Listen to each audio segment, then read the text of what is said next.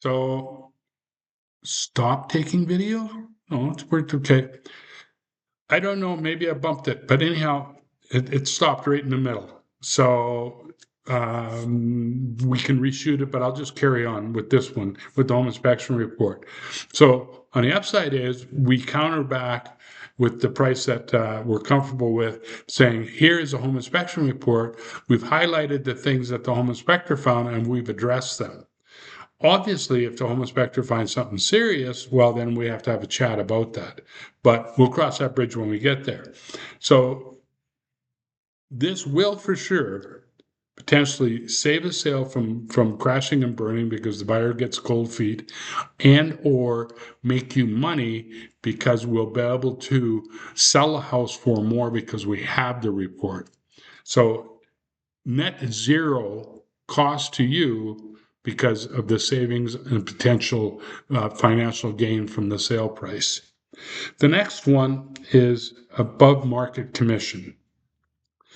So, yeah, because it's the second video. So above market commission.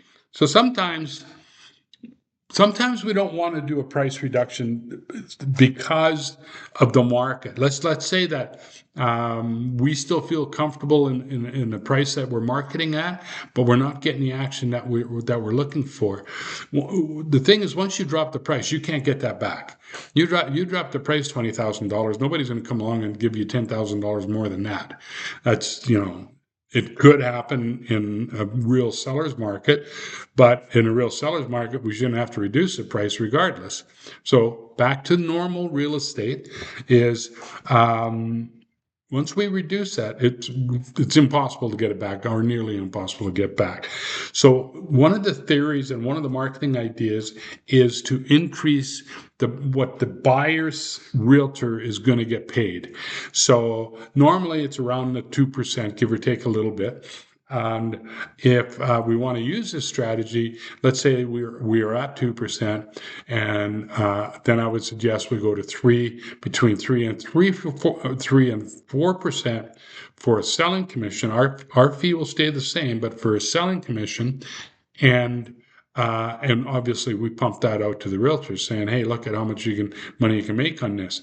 Now, there's an 80-20 rule. 80% of the real estate is sold by 20% of the realtors. In other words, 20% of the realtors control a market. 20% of the realtors sell 80% of all the inventory.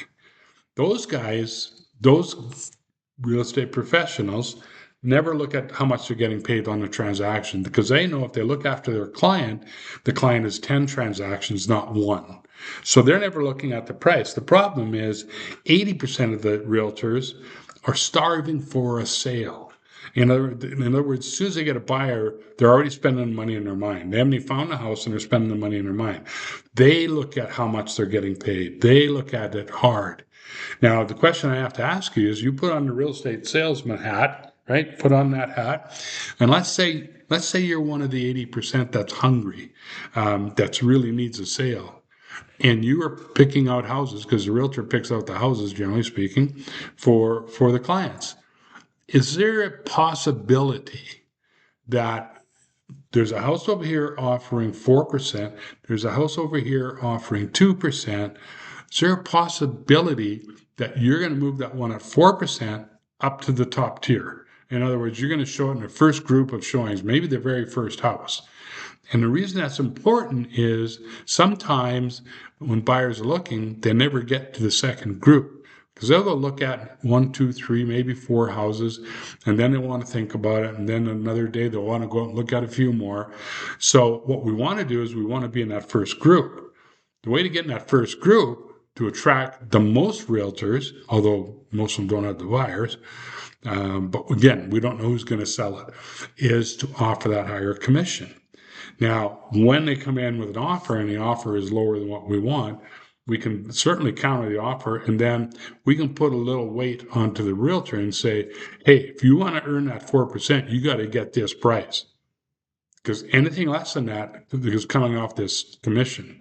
So go do your job. The beauty about increasing the commission is we can try it for a week, 2 weeks, however long we decide. And If it doesn't work, we can take it back to 2%. And it hasn't cost you anything.